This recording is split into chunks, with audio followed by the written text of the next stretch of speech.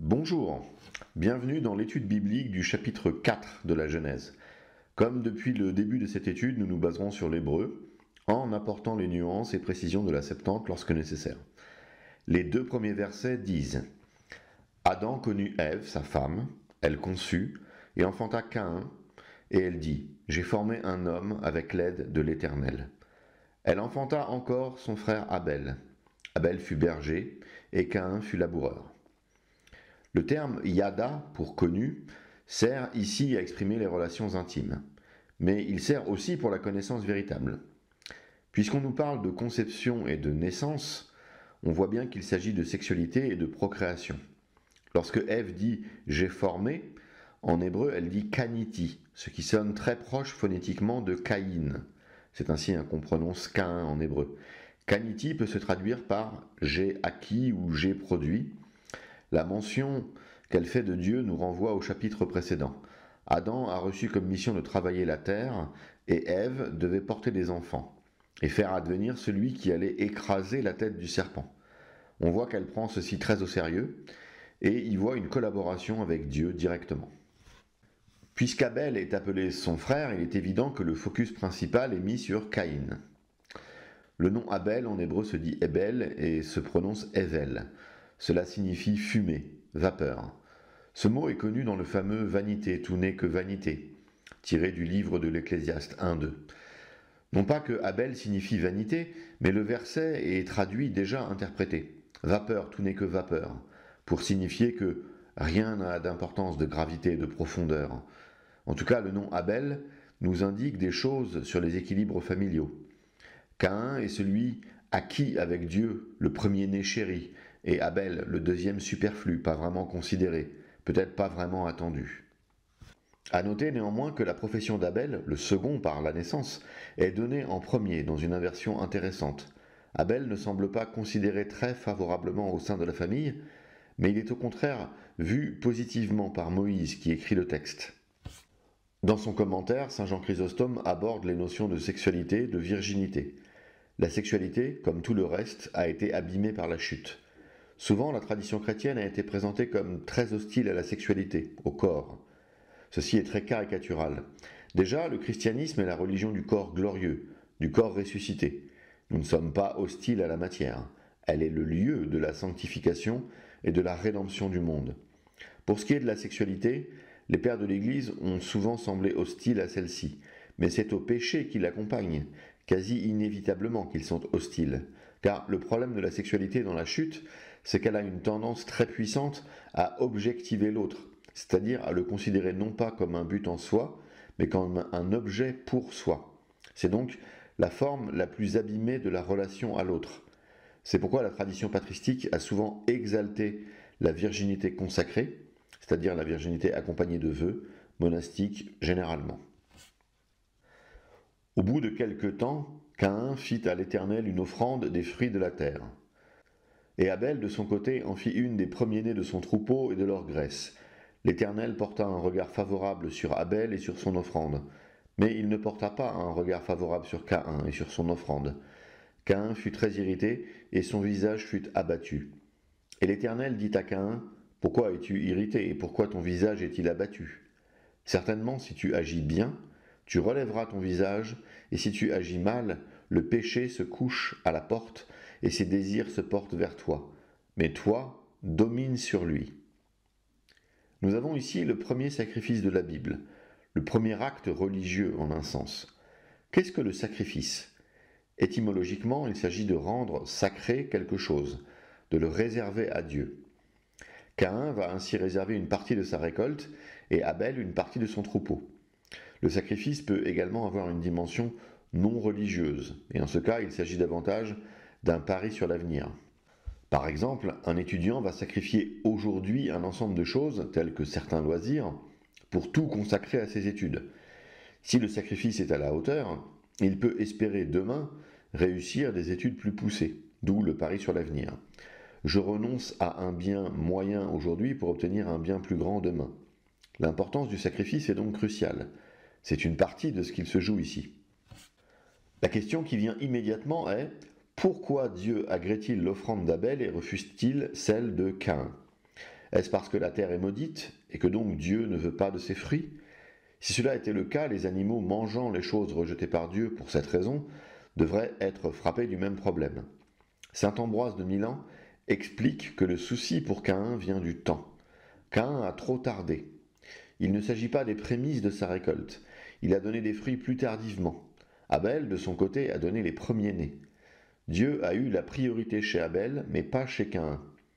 Ambroise nous met donc sur la piste de ce qui n'a pas fonctionné pour Caïn et nous fait comprendre que la nature de l'offrande a finalement moins compté que l'état d'esprit du sacrificateur. Dieu est en train de juger l'intégrité de la personne. Le texte nous confirme cette lecture. L'Éternel porta un regard favorable sur Abel et sur son offrande, mais il ne porta pas un regard favorable sur Caïn et sur son offrande. Saint Paul nous donne sa vision dans Hébreux 11,4. C'est par la foi qu'Abel offrit à Dieu un sacrifice plus excellent que celui de Caïn. C'est par elle qu'il fut déclaré juste, Dieu approuvant ses offrandes. Le passage où Dieu va élire David roi d'Israël est fort d'enseignement sur notre problématique. Et l'Éternel dit à Samuel, « Ne prends point garde à son apparence et à la hauteur de sa taille, car je l'ai rejeté. L'Éternel ne considère pas ce que l'homme considère. L'homme regarde à ce qui frappe les yeux, mais l'Éternel regarde au cœur. » Saint Jérôme nous précise comment Dieu validait les offrandes. Un feu descendait du ciel et venait consumer les offrandes. Le passage disant Caïn fut très irrité pourrait être trompeur. Caïn est ivre de colère. C'est le même adjectif qui est utilisé pour Siméon et Lévi pour la colère qu'ils ont ressentie après le viol de leur sœur Dina au chapitre 34. Colère qui les amène à tuer tous les hommes de la ville. Il ne faut surtout pas s'imaginer un Caïn déprimé, un Caïn fragile. Saint Jean précise en 1 Jean 3, 1 à 12, « Car ce qui vous a été annoncé et ce que vous avez entendu dès le commencement, c'est que nous devons nous aimer les uns les autres et ne pas ressembler à Caïn, qui était du malin et qui tua son frère. Pourquoi le tua-t-il? Parce que ses œuvres étaient mauvaises et que celles de son frère étaient justes. » Le verset 7 est très bizarre dans l'hébreu littéral. « Pas si tu fais bien, tu es accepté. Et si pas tu fais bien, à la porte, péché est pour toi son désir, mais toi tu dois gouverner sur lui. » Très compliqué à comprendre. On est presque soulagé d'entendre les rabbins du Talmud préciser que ce verset est le premier des 5 versets dont on ne peut être absolument sûr du sens. C'est là que la Septante peut nous aider, bien que nous devons aussi nous souvenir que ce n'est pas une traduction philologique exacte, mais un targum, c'est-à-dire une interprétation déjà rendue. Mais cela tombe bien, nous parlons de sens. Et la Septante s'éloigne pas mal du littéral. N'as-tu pas péché si tu l'as bien apporté, mais pas bien divisé? Tais-toi. À toi sera sa soumission et tu domineras sur lui. Le grec ne parle pas de péché, mais l'on comprend que c'est le sujet de la phrase. Caïn doit renoncer au péché qui est en lui pour que Dieu considère favorablement son offrande. Mais nous connaissons la suite malheureuse et le choix funeste de Caïn. Cependant, Caïn adressa la parole à son frère Abel, mais comme ils étaient dans les champs, Caïn se jeta sur son frère Abel et le tua. L'Éternel dit à Caïn, « Où est ton frère Abel ?» Il répondit, « Je ne sais pas. Suis-je le gardien de mon frère ?» Et Dieu dit, « Qu'as-tu fait ? La voix du sang de ton frère crie de la terre jusqu'à moi. Maintenant tu seras maudit de la terre qui a ouvert sa bouche pour recevoir de ta main le sang de ton frère. Quand tu cultiveras le sol, il ne te donnera plus sa richesse. Tu seras errant et vagabond sur la terre. » Ce que fait Caïn au verset 8 est punissable de mort dans la loi de Moïse. Mais si un homme s'enfuit dans une de ces villes après avoir dressé des embûches à son prochain par inimitié contre lui, après l'avoir attaqué et frappé de manière à causer sa mort, les anciens de sa ville l'enverront saisir et le livreront entre les mains du vengeur du sang afin qu'il meure. Cette lutte entre frères va beaucoup se rencontrer dans la Genèse, mais jamais aussi gravement. Nous aurons ensuite Isaac et Ismaël, Jacob et Ésaü, Joseph et ses frères, Éphraïm et Manassé. Abel est le premier humain à mourir. Sur cette première tragédie, Adam et Ève voient les conséquences affreuses de leur choix. Un de leurs enfants meurt et l'autre est exilé. La question de Dieu du verset 9 est tout aussi rhétorique que lorsqu'il fut demandé à Adam « Où es-tu » La Bible nous indique que l'acte criminel de Caïn était déjà contenu dans la désobéissance d'Adam. Mais si Adam avait reconnu avec peine, d'une certaine façon, sa culpabilité, ici Caïn ajoute le mensonge, la dénégation et l'impertinence. Il élude la question en répondant « Suis-je le gardien de mon frère ?» On se souvient qu'Adam à l'origine était gardien du jardin. Nous verrons plus tard tous les parallèles qu'on peut tracer entre Adam et Caïn. La question en filigrane posée par Caïn est « Quel est le problème? Je n'ai pas le droit de faire ça ?» Question qui trouvera sa réponse lorsque Dieu dira à Noé « Sachez-le aussi, je redemanderai le sang de vos âmes, je le redemanderai à tout animal, et je redemanderai l'âme de l'homme à l'homme qui est son frère. Si quelqu'un verse le sang de l'homme, par l'homme son sang sera versé, car Dieu a fait l'homme à son image. » La question de Dieu au verset 10 est cette fois du registre moral et non rhétorique. Elle fait davantage écho à la question que Dieu avait posée à Ève « Pourquoi as-tu fait cela ?» avait-il demandé à sa mère. « Qu'as-tu fait ?» lui demande-t-il. Là où Adam entendait Dieu marcher dans le jardin après sa faute, maintenant c'est la voix du sang de la victime qui se fait entendre et qui crie vengeance. Dans la Genèse et la Torah en général, ce que vient de faire Caïn est passible de mort. Vous ne souillerez point le pays où vous serez, car le sang souille le pays. Et il ne sera fait pour le pays aucune expiation du sang qui y sera répandu, que par le sang de celui qui l'aura répandu. Basile de Césarée rappelle que la rhétorique cache aussi un appel à la repentance, comme pour Adam. Le Seigneur a demandé « Où est Abel ton frère ?» non pas parce qu'il souhaitait obtenir des informations, mais afin de donner à Caïn une occasion de se repentir, comme le prouvent les paroles elles-mêmes, car sur son reniement, le Seigneur le convainc finalement en disant « La voix du sang de ton frère crie vers moi ». Alors la question « Où est Abel ton frère ?» n'a pas été faite en vue de l'information de Dieu, mais pour donner à Caïn l'occasion de percevoir son péché. Alcuin d'York rappelait qu'Abel était appelé juste dans les évangiles. Afin que retombe sur vous tout le sang innocent répandu sur la terre, depuis le sang d'Abel le juste, jusqu'au sang de Zacharie, fils de Barachi, que vous avez tué entre le temple et l'autel. Alcuin précisait « Nous lisons qu'en lui se trouvent les trois plus grandes gloires de la justice, la virginité, le sacerdoce et le martyre, dans lequel il fut le premier à porter le type du Christ, qui était vierge, prêtre et martyr. » Alcuin nous explique qu'Abel est le premier type du Christ, c'est-à-dire que dans la vie d'Abel, on peut trouver des éléments qui nous renvoient à la vie du Christ, et donc voir chez le type, ici Abel, une annonce du Christ. C'est cette lecture typologique, qui est très classique chez les pères, qui recherchent ainsi toutes les annonces du Christ. De cette façon, ils rendent vivante et effective cette parole du Christ. L'Écriture rend témoignage de moi. Généralement, on trouve des types du Christ chez les personnages masculins positifs et des types de l'Église ou de la Mère de Dieu dans les personnages féminins positifs. Revenons à Abel. On peut rajouter à la liste d'Alcuin le sang. Le sang du Christ purifie le pécheur et le sang d'Abel met en évidence le pécheur. Les deux sangs ont une action quant au péché. Au verset suivant, le parallèle que l'on peut tracer entre Adam et Caïn devient un parallèle entre le serpent et Caïn. Il est maudit. Il est le premier homme maudit. Le serpent était maudit parmi tous les animaux et Caïn est maudit de la terre. Ses parents furent expulsés du jardin et il est d'une certaine façon expulsé de la terre pour l'avoir pollué avec du sang. Adam voyait sa vie rendue difficile mais pouvait toujours exercer l'agriculture au prix de grands efforts. Caïn devient carrément vagabond. Il ne pourra plus rien tirer de la terre. Nous verrons plus tard que leur relation à la terre d'Israël a aussi une forme d'exigence qui peut influer sur le fait de pouvoir y rester ou sur le fait de devoir partir. Voici la réaction de Caïn à cette sanction divine. Caïn dit à l'Éternel, « Mon châtiment est trop grand pour être supporté. Voici tu me chasses aujourd'hui de cette terre, je serai caché loin de ta face, je serai errant et vagabond sur la terre, et quiconque me trouvera me tuera. » Ce rendu en français au verset 13 prend le parti d'une possibilité de l'hébreu. Le mot qui est rendu par châtiment est avoni, qu'on peut traduire par faute ou châtiment. Le mot suivant, minesso, peut se traduire par porter ou par pardonner.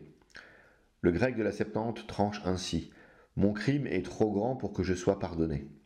On peut donc avoir un Caïn qui se plaint de la sanction et qui donc ne se repent pas, ou bien un Caïn en grec qui semble prendre conscience du crime. Au verset 14, Caïn prend acte du fait que l'humanité va grandir. Adam et Ève auront d'autres enfants, et ces enfants pourront chercher à se venger de lui. Saint Jean Chrysostome, qui lit bien entendu le grec, et donc un Caïn qui se confesse et qui reconnaît sa faute, profite de cette tardive confession pour faire un superbe parallèle avec le jugement dernier. Et Caïn dit au Seigneur, « Mon crime est trop grand pour que je sois pardonné. » C'est une parole qui, si nous sommes attentifs, nous fournira un enseignement très important et très utile pour notre salut. Et Caïn dit, « Mon crime est trop grand pour que je sois pardonné. » L'aveu est complet. « Mon péché est si grand, dit-il, qu'il ne m'est pas possible de recevoir le pardon. » Alors, il a avoué et avoué entièrement? Oui, mais sans aucun profit car il l'a fait trop tard. Cela aurait dû être fait en temps voulu, tandis que le juge était disposé à la clémence. Souvenez-vous de ce que je vous ai dit auparavant, quand ce terrible dernier jour est devant le tribunal où il n'y aura aucune acceptation de personne, chacun de nous ressentira un vif repentir de ses péchés. Lorsqu'il aura devant les yeux le désormais inévitable tourment et châtiment de l'enfer, mais ce sera un repentir inutile, car cela n'arrivera pas en temps voulu. Lorsqu'elle précède le châtiment, la pénitence vient en son temps et sa vertu est immense. C'est pourquoi je vous en conjure, tant que cet admirable remède garde encore son efficacité, hâtez-vous d'en profiter. Appliquons le traitement de la pénitence pendant que nous sommes dans cette vie, et soyons convaincus qu'il sera inutile de se repentir après que la tragédie de ce monde se sera jouée et quand le temps des luttes sera passé. Voyons maintenant comment Dieu réagit au propos de Caïn. L'Éternel lui dit, « Si quelqu'un tuait Caïn, Caïn serait vengé 7 fois. » Et l'Éternel mit un signe sur Caïn pour que quiconque le trouverait ne le tuât point. Puis Caïn s'éloigna de la face de l'Éternel et habita dans la terre de Nod, à l'orient d'Éden. Ce passage traite de la vengeance. Dieu dit en Deutéronome 32-35 qu'elle lui appartient. À moi la vengeance et la rétribution. La vengeance peut néanmoins s'effectuer au travers de processus légaux de justice, comme en Exode 21-20. Si un homme frappe du bâton son esclave, homme ou femme, et que l'esclave meurt sous sa main, le maître sera puni. La recherche individuelle, la vendetta personnelle est strictement interdite. Tu ne te vengeras point. Et tu ne garderas point de rancune contre les enfants de ton peuple. Tu aimeras ton prochain comme toi-même. Je suis l'Éternel. Le nombre 7 n'est pas à prendre de façon littérale, explique saint Jean Chrysostome. C'est une façon de dire nombreux, important. Ceci nous permet de mieux comprendre ce que signifiait Jésus en nous appelant à pardonner 70 fois 7, une sorte de nombreux, vraiment très nombreux. Passons à la fameuse marque de Caïn. Il est difficile de dire avec exactitude à quoi elle ressemblait et où elle se trouvait sur le corps de Caïn. Ézéchiel fait mention d'une marque sur le front. L'Éternel lui dit, « Passe au milieu de la ville, au milieu de Jérusalem, et fais une marque sur le front des hommes qui soupirent et qui gémissent à cause de toutes les abominations qui s'y commettent. » Ce qui est sûr est que cette marque n'est pas un signe de malédiction, mais plutôt de protection. Les pères penchent davantage vers une marque non physique.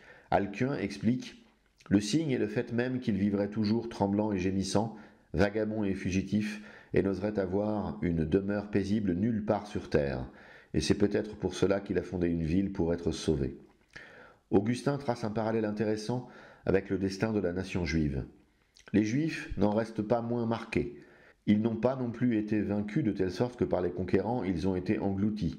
Ce n'est pas sans raison que Caïn, sur lequel, après avoir tué son frère, Dieu a mis une marque pour que personne ne le tue. C'est la marque qu'ont les Juifs. Ils tiennent ferme par le reste de leur foi, ils sont circoncis, ils observent les Shabbats, ils sacrifient la Pâque, ils mangent du pain sans levain. Ce sont donc des Juifs, ils n'ont pas été tués, ils sont nécessaires aux nations croyantes. Pourquoi donc? Afin qu'ils nous montrent parmi nos ennemis sa miséricorde. Mon Dieu m'a montré dans mes ennemis, il montre sa miséricorde à l'olivier sauvage, greffé sur des branches coupées par orgueil. La question intéressante est, pourquoi Dieu n'inflige-t-il pas de peine capitale à Caïn qui le mérite? On peut estimer que la marque de Caïn aura une vertu exemplaire, une démonstration pédagogique pour les autres hommes. Caïn, par sa présence et son destin particulier, est un appel de Dieu à cesser toute action violente. Grâce à cela, il va pouvoir fonder une famille que l'on découvre dans les versets suivants. Caïn connut sa femme, elle conçut et enfanta Hénoc. Il bâtit ensuite une ville et il donna à cette ville le nom de son fils Hénoc. Hénoc engendra Irad, Irad engendra Méhu-Jahel, Méhu-Jahel engendra Méthushahel, et Méthushahel engendra Lémec. Lémec prit 2 femmes, le nom de l'une était Ada et le nom de l'autre Tsilla. Ada enfanta Jabal, il fut le père de ceux qui habitent sous des tentes et près des troupeaux. Le nom de son frère était Jubal. Il fut le père de tous ceux qui jouent de la harpe et du chalumeau. Tsilla, de son côté, enfanta Tubal-Caïn, qui forgeait tous les instruments d'airain et de fer, et la sœur de Tubal-Caïn était Naama. Souvent, les ignorants en Bible se demandent d'où vient la femme de Caïn. Ils se posent moins la question de savoir comment il a pu fonder une ville. Car pour ce genre de choses, il faut aussi du monde. D'où est venue cette population? Laissons Augustin répondre à cette question toute bête lorsqu'on connaît la réponse. On peut se demander comment Caïn a pu fonder une ville si une ville est composée d'un certain nombre d'hommes. Et à la place, il est dit dans l'Écriture qu'il n'y avait que 2 parents et 2 enfants, qu'un frère a tué l'autre, puis ajoute qu'un autre fils est né pour occuper la place de celui qui avait été assassiné. Peut-être le problème se pose-t-il précisément parce que les lecteurs du texte pensent qu'à cette époque il n'y avait que ces 2 hommes, que l'Écriture sainte rappelle, et ne remarquent pas que les 2 qui sont nés les premiers, ou même ceux qu'ils ont engendrés, ont vécu si longtemps qu'ils en ont engendré plusieurs autres. En effet, Adam lui-même n'a pas engendré seulement ceux dont nous lisons les noms dans les Écritures, car l'Écriture, quand elle parle de lui, finit par dire qu'il engendra des fils et des filles. Eh oui, c'est aussi simple que cela. L'Écriture n'a jamais dit Adam et Ève conçurent exclusivement Caïn et Abel, puis Caïn tua Abel. La question eût alors été légitime. Mais comme nous l'avons déjà indiqué dans nos leçons d'introduction, la Bible n'est pas soumise à une exacte chronologie. Elle aborde les choses importantes dans un ordre parfois déroutant. Le chapitre 5 nous précise donc qu'Adam et Ève eurent bien des enfants. Mais les choses théologiques majeures concernent les 3 fils que furent Caïn, Abel et Seth. Plus intéressant, la dynamique marquée par le texte. Caïn tue son frère puis fonde une ville. Le meurtre est fondateur. La Bible nous explique qu'à la racine des civilisations, il y a du sang innocent qui est versé. Là où tous ces philologues modernistes imaginent que la Bible est une copie de récits acadiens ou sumériens plus anciens, on ne les entend pas trop sur ce point, car la Genèse n'aime pas trop les villes. Toute cette histoire finira à la Jérusalem céleste, mais au début, le biblique n'aime pas les villes. Les récits acadiens ou sumériens montrent toujours les villes fondées par des dieux, ou aidées dans leur fondation ou croissance par des dieux. Moïse nous dit que ce ne sont pas des dieux, mais des réprouvés, des maudits, des homicides. Quel plagiat étonnant! On remarquera aussi que Caïn semble désobéir à Dieu. Il était censé mener la vie du vagabond, et le voici qui fonde une ville. Il se peut qu'il ait fondé la ville sans y résider ensuite pour son fils. Le nom de son fils est intéressant. En hébreu, c'est Chanor. En grec, il s'agit de Enoch. Au chapitre 5, on verra que le fils de Seth s'appelle Enoch en hébreu et Enos en grec. C'est-à-dire que les 2 noms sont très proches et ressemblants en grec. La Septante nous dit « Comparez les 2 généalogies ». La Bible ne montre jamais de généalogie, ni même rien en général, sans qu'il y ait un enseignement spirituel derrière. Et l'indice laissé par la Bible est très probablement de nous montrer une similarité pour nous en faire trouver une autre. Il s'agit, à mon avis, de la 7e génération. La mère en hébreu chez Caïn et Enoch en hébreu chez Seth. C'est là où le contraste est le plus frappant. La justice d'Enoch qui a marché avec Dieu et l'impiété de la mère, le polygame homicide. Le verset 18 semble aussi nous pointer vers cette direction. Regardez donc la mère, puisque l'on passe rapidement sur Érad, Méhujaël et Méthuchaël. La mère, rendue souvent par Lémec en français, est le 7e depuis Adam. La Bible rentre dans les détails de sa vie. Il s'éloigne de la norme monogame que Dieu avait imposée au chapitre 2 et prend 2 femmes. Même si la Genèse ne condamne jamais explicitement la polygamie, elle montre les difficultés que celle-ci entraîne. Le Deutéronome légifère dessus. Si un homme qui a 2 femmes aime l'une et n'aime pas l'autre, et s'il en a des fils dont le premier-né soit de la femme qu'il n'aime pas, il ne pourra point, quand il partagera son bien entre ses fils, reconnaître comme son premier-né le fils de celle qu'il aime à la place du fils de celle qu'il n'aime pas et qui est le premier-né. Mais il reconnaîtra pour premier-né le fils de celle qu'il n'aime pas et lui donnera sur son bien une portion double, car ce fils est les prémices de sa vigueur, le droit d'aînesse lui appartient. La généalogie de Seth n'inclut aucune femme et celle de Caïn a 2 femmes, les épouses de Lémec. Leurs noms sont révélateurs, Ada et Tsilla. En termes de racines hébraïques, Ada évoque Adi, c'est-à-dire ornement, et Tsilla évoque Tsel, qui signifie ombre, teinte. Une semble être dans la lumière, l'autre dans l'ombre. Chacune a 2 enfants dont on connaît le nom et la profession. Les 3 garçons sont utiles pour l'extension et l'expansion des villes. Jabal pour l'agriculture, Jubal pour la musique et enfin Tubal-Caïn qui forge et peut donc créer toutes sortes d'outils. L'étymologie de Tubal-Caïn nous fait comprendre quelque chose sur ce personnage. Tubal en hébreu signifie épicé. Tubal-Caïn signifie donc Caïn épicé, c'est-à-dire Caïn mais en plus fort, en beaucoup plus remonté. C'est aussi un tueur, mais lui ne travaille pas à main nue, il se fait des armes. Pour en finir avec Tubal-Caïn, sachez qu'il s'agit d'un mot de passe de la franc-maçonnerie, ce qui est assez connu. Ces gnostiques antichrétiens se cachent derrière le côté forgeron du personnage. Mais quand on creuse et que l'on voit de quoi il s'agit, on comprend que la franc-maçonnerie est intrinsèquement, ontologiquement et systématiquement mauvaise, néfaste et antichrétienne. Pour ce qui est de Nahama, les rabbins ont rapporté la tradition très intéressante et inspirante faisant d'elle la sœur de Tubal-Caïn, la femme de Noé, que nous verrons bientôt. Passons à l'étude des versets 23 et 24 qui sont assez mystérieux. Lémec dit à ses femmes, Ada et Tsila, écoutez ma voix. Femmes de Lémec, écoutez ma parole. J'ai tué un homme pour ma blessure et un jeune homme pour ma meurtrissure. Caïn sera vengé 7 fois et Lémec 77 fois. On comprend que la mère aurait tué quelqu'un et l'on se demande s'il n'aurait pas tué Caïn en fait. Les pères sont pourtant unanimes et en tout cas, je n'ai pas trouvé un seul qui aille dans l'autre sens. La mère n'a pas tué Caïn. Le passage est tellement vague qu'on peut l'interpréter de bien des façons. Il semble néanmoins que la mère a tué un homme et un jeune homme. Le terme hébreu pour jeune homme est yeled, ce qui signifie enfant en littéral, et le texte semble plus dire qu'il a tué un homme et un enfant.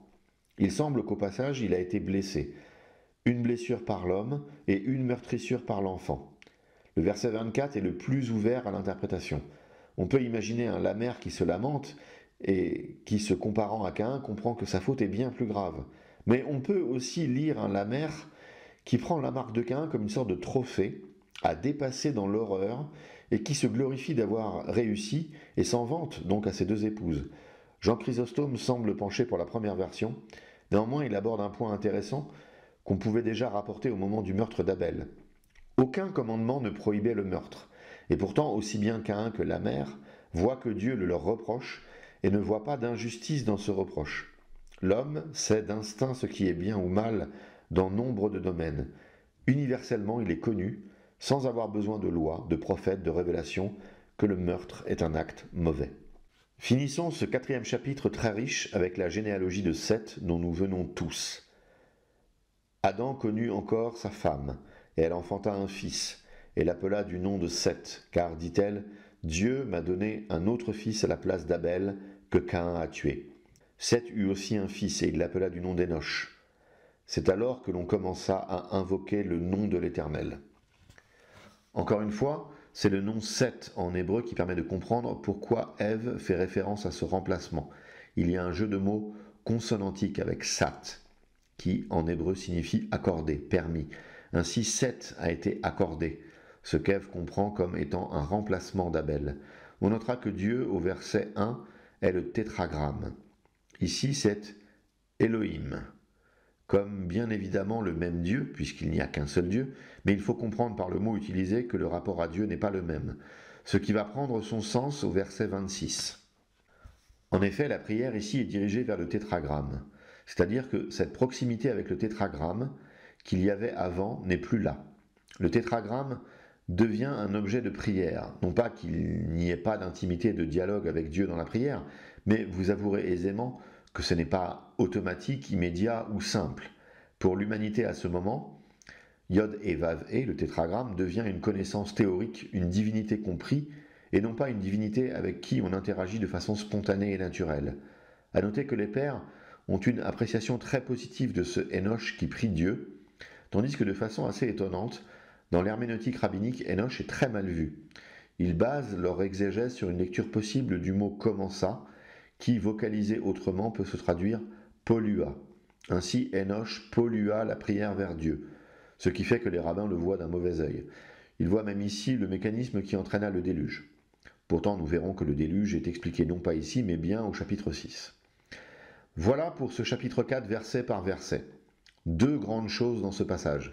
La relation entre Caïn et Abel a influé sur la relation entre Caïn et Dieu.